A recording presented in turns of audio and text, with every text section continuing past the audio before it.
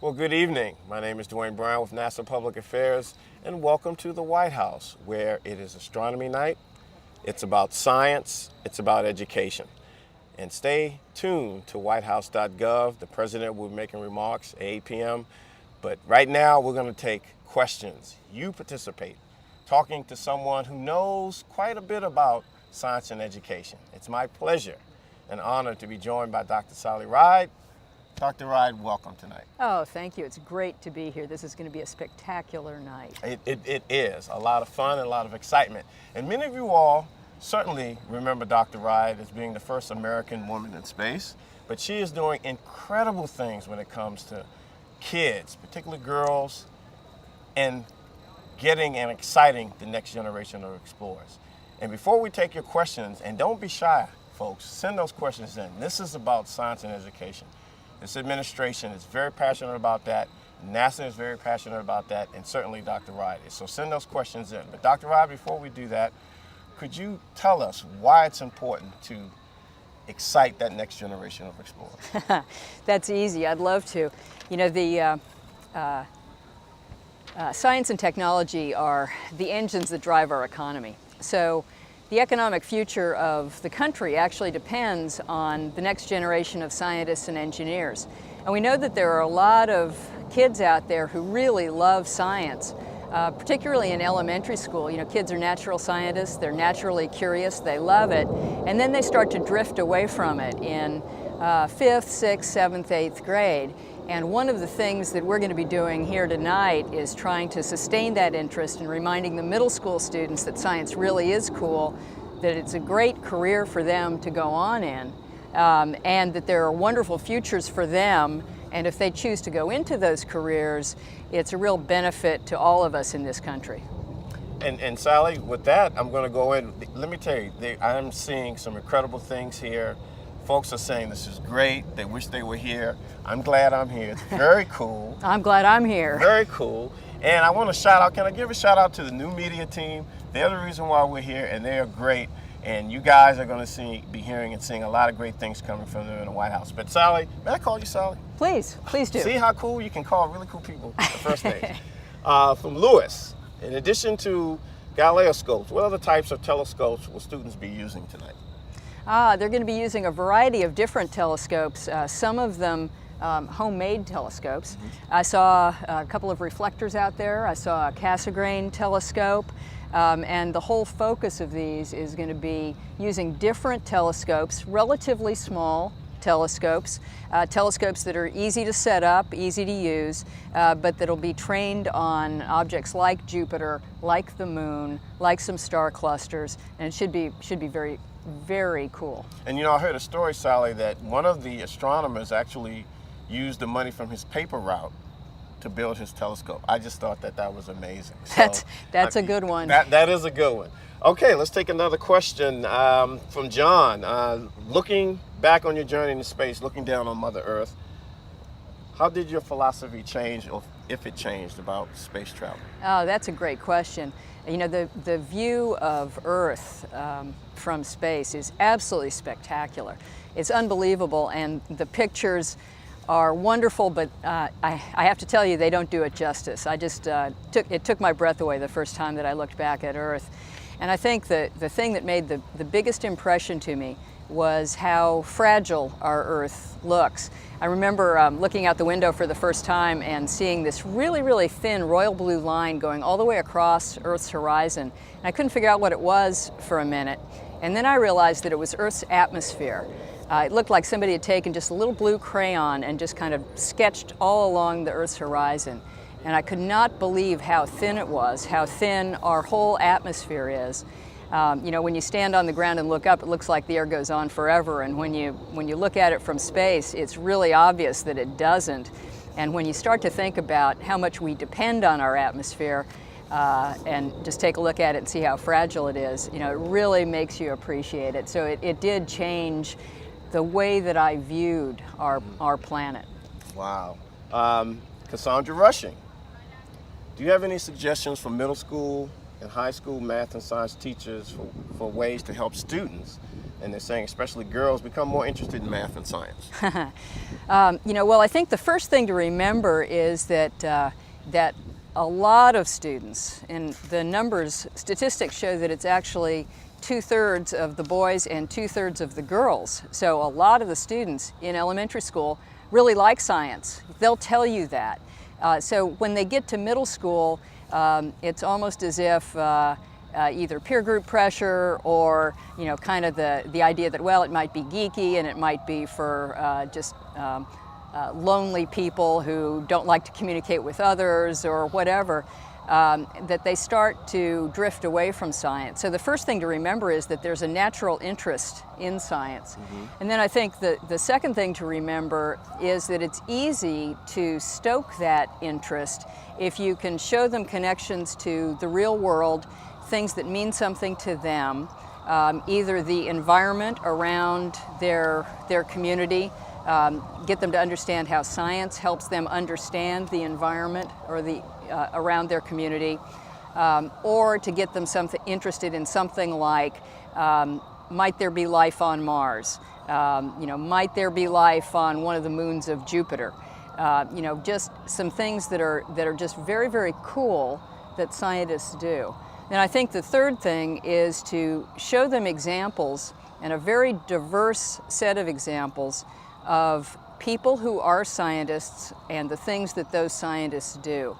Because scientists come in all sizes, all colors, all flavors, and kids don't realize that. They don't realize that there are a lot of women who are scientists in all different fields, a lot of men, representatives from every minority.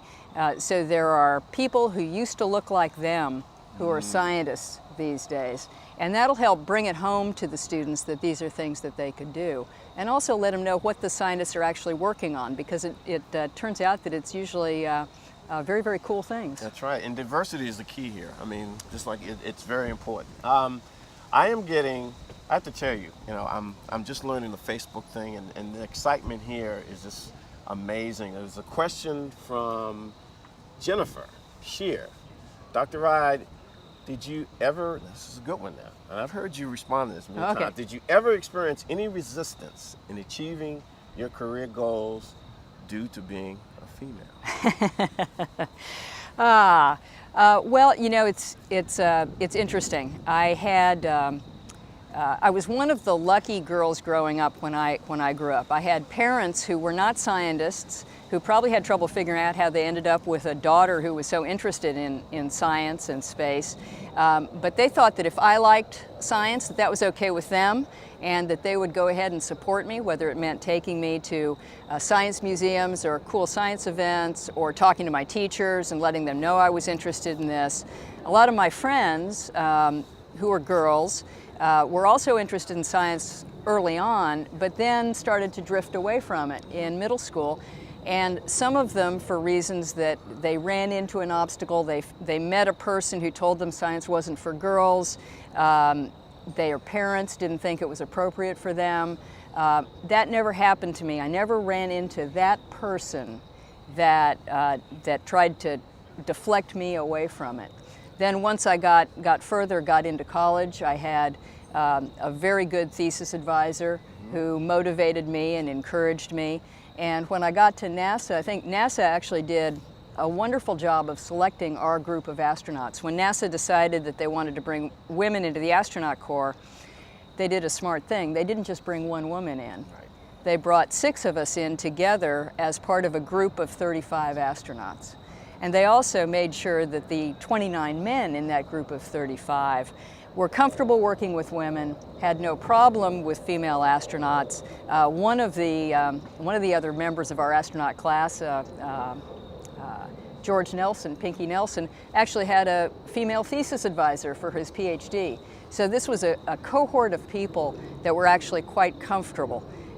When we entered the Johnson Space Center, the people at the Space Center were not quite as used to having women around, and so there was kind of a culture shock there. But we were insulated within a very supportive group. You know, I understand where you're coming from with NASA. I'm proud to say, and I've been with NASA for a while, you know, the diversity is there, and now we have our first African-American NASA administrator. We do. Very Charlie cool. Bolden. It's very cool. He's going to do a great job. Oh, we're excited to have him. Another question from Patricia Day. Okay, now, this is one of those crystal ball questions. How many solar systems and universes do you think we will discover in the future? How many solar systems will we discover in the future? Well, universes, you know, that one's beyond my pay grade. I can't even imagine the concept of other universes out there. So let's stick to solar systems, because one of the amazing things over the last, 15 or 20 years or so has been that astronomers have started discovering the first planets outside of our solar system. And the first one that they discovered, it was revolutionary. It was amazing. It was the first time that we'd had telescopes and techniques good enough to actually see, you know, a small planet around some other star. Before that happened, we weren't even sure that there were planets around other stars. People thought it made sense, but we hadn't seen any. Then after we discovered that first one, people started discovering more and more and more of them. And now the number is over a couple hundred, I believe, planets that have been discovered around other stars. So it turns out that other solar systems are really, really common. We don't know how common because we can only see them around the nearest stars so far. We don't have the telescopes that are good enough, but we're learning more all the time. So it sounds like there are lots and lots and lots and lots and lots of solar systems. Wow. And I want to remind our viewers out there, we're coming to you from the White House. It's astronomy night. It's about science. It's about education. Get your questions in. Next question, Sally, from Nadine Foreman. My 8-year-old daughter would like to know what your favorite constellation. Let's see, my favorite constellation is Orion. And the reason for that is probably that I can find it so easily. It's prominent in the sky. So it was the first one that I learned, and every time I see it, I remember how much I enjoyed seeing it for the first time. Wow. Okay, let's go to Giovanna Chapman. What can we as private citizens do to keep the space program going for future generations?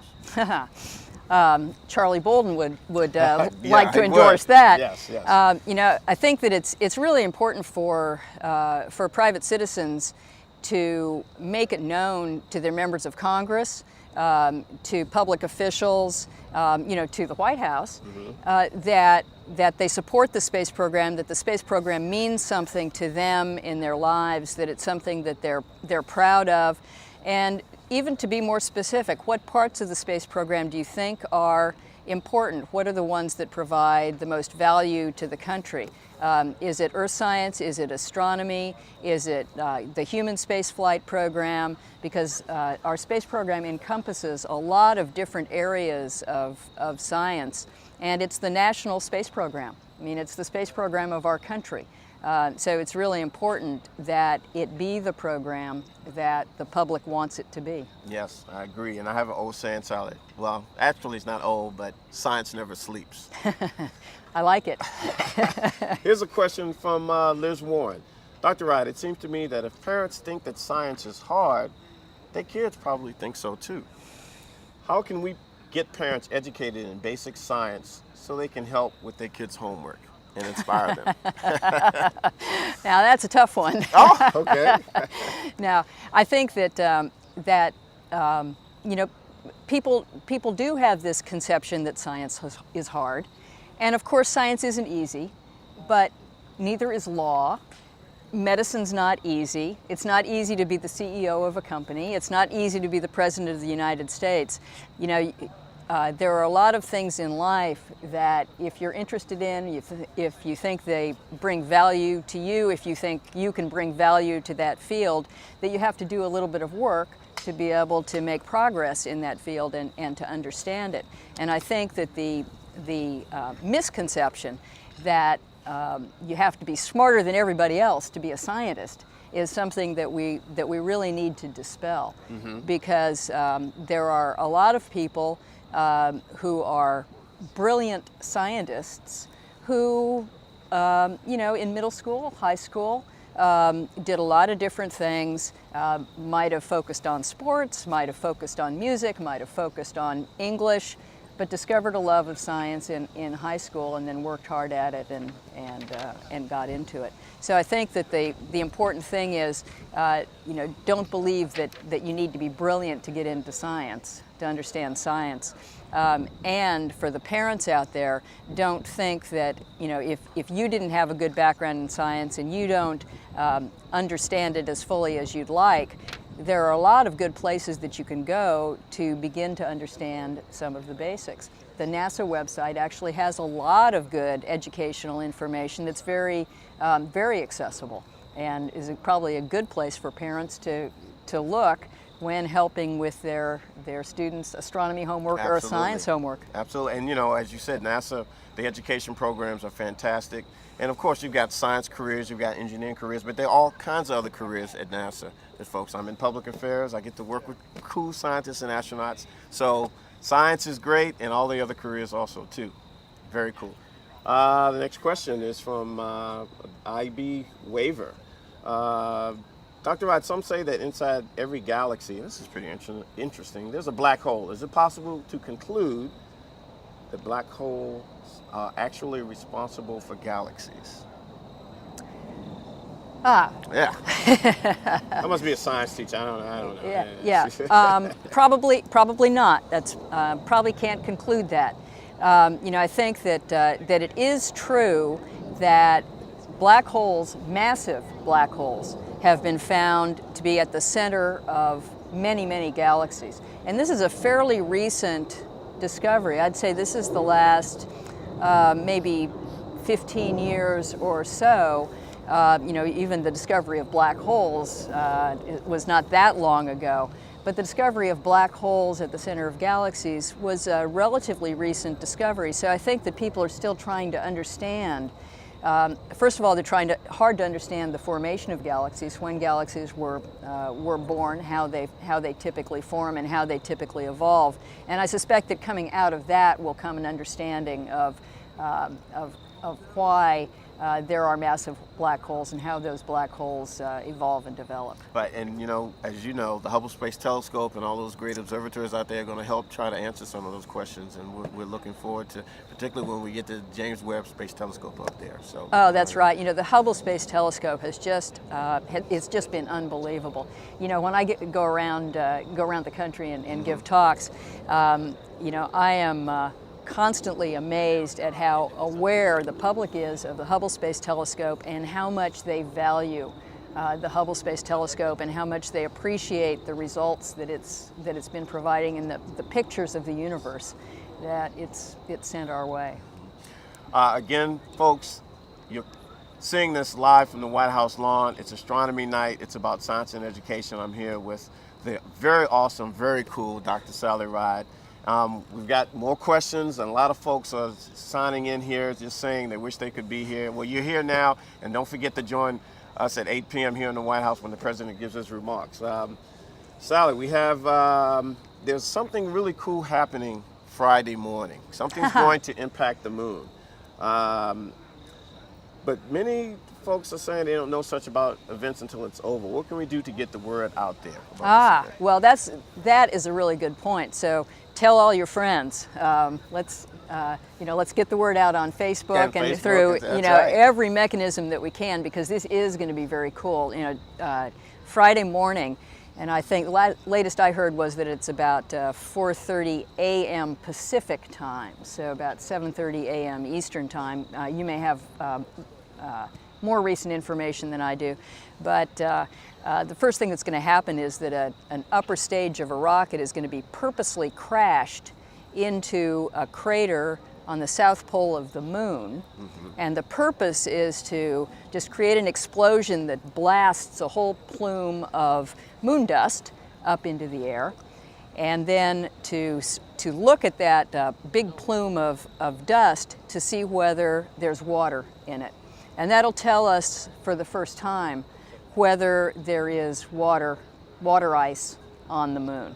And then shortly after that crash into the moon, there's a second planned crash of the spacecraft, one of the spacecraft that will be observing that first impact. And it will make a somewhat smaller impact, but another one. And those plumes that result from the explosion are going to be visible with relatively small backyard telescopes. So people are going to be able to see them. I'm sure it's going to be on NASA TV. There's going to be a lot of different ways that you can watch this. And I think, I'm sorry, go ahead. Yeah, it's going to be a sight. It's going to be cool, and I think the Hubble Space Telescope is going to try to look at that. I think that's right. right. I don't know what's going to happen. I think but, that's right. You know, I'm getting responses here on Facebook, folks thanking the White House, thanking you for doing this, and for NASA, we want to thank the White House because this is very cool. We're coming to you. It's Astronomy Night. It's about science and education. Dr. Wright, a question from Christopher. What do you see is going to be happening in the space program, say, in the next 10 or 15 years? You know, it's a really interesting question. I think there's a lot that's going to be going on in the space program in the next 10 or 15 years. We're going to be retiring the shuttle, the space shuttle, which, you know, of course, I love, in just about a year and a half. And NASA is in the process of building replacements for the shuttle and determining what the replacement for the shuttle should be. We're going to be continuing the human exploration program. Of course, we've got the space station that's up in orbit right now that has 6 people on board orbiting Earth as we speak here. And that program will continue for quite some time, returning all kinds of benefit both in terms of science and technology and exploration technologies.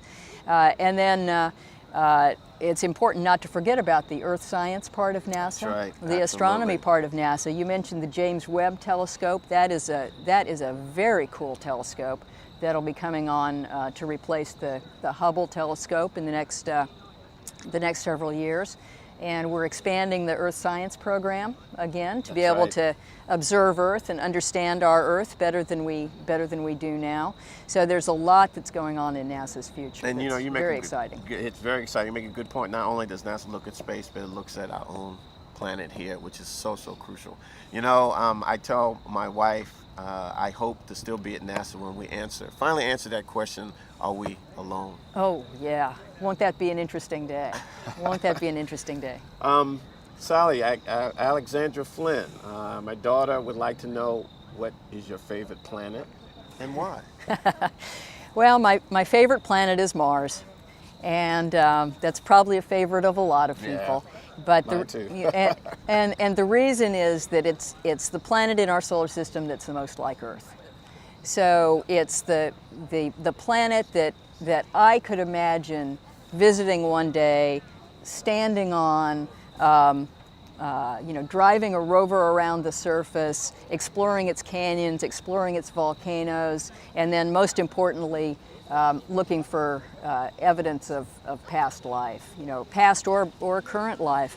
Mars is one of the places in our solar system that is the most likely, if there is life on a location in the solar system other than Earth, Mars is a good candidate. And we just don't know enough yet to know whether it's there, but we know that there's water on Mars. Right. And where there's water, there is often life. So that's my reason for Mars. You know, and you mentioned Mars. I work in the science directorate at NASA, and all of the cool things, Mars, you know, you've got the rovers, we've got the Mars Reconnaissance Orbiter, and all of these spacecraft, and I really think there are going to be some answers coming up in the near future. I think you're really going to blow some socks off. I think you're right. I think we're going to see it in just a few years.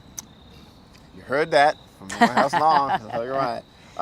We'll take this another question from Simone.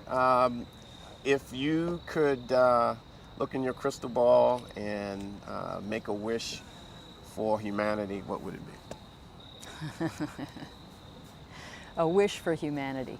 You know, I think that right now, my wish for humanity would be that we would come to come to an understanding about our own planet that was such that we understood how to take care of the planet and how to protect and preserve our own planet for future generations, and make sure that, that as we live here and enjoy the fruits of Earth, that we don't damage the planet for future generations.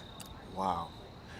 Dr. Rock Sally, thank you for joining us. We're going to, actually, we're going to have time for one more, so I'm jumping the gun here. See, that's what happens when you're excited. We're going to take this from Carl, who says, we were talking about the impact on the moon. Do you think that this may open up even more intriguing questions about water and the recent discovery that NASA announced a week or so ago about water on the moon? I do, actually. I think that that this experiment, you know, if we don't see water, it's not definitive. It doesn't mean that maybe there isn't water ice somewhere else in some other crater on the moon. But if it does show water, then it'll be the first really conclusive, you know, be very conclusive proof that there is water, and probably a reasonable amount, in lunar terms, a reasonable amount of water ice on the moon. And that'll be very exciting if that's the case. Wow. Sally, you know, it's really good to see you again. It's been a while. It's always an honor and pleasure to be here. Ladies and gentlemen, this is the White House. We're here on the lawn, astronomy night. Stay tuned, whitehouse.gov. The president will be making remarks. I want to thank the White House. All of you all surely are thanking them. We will see you later. And remember, always, science never sleeps.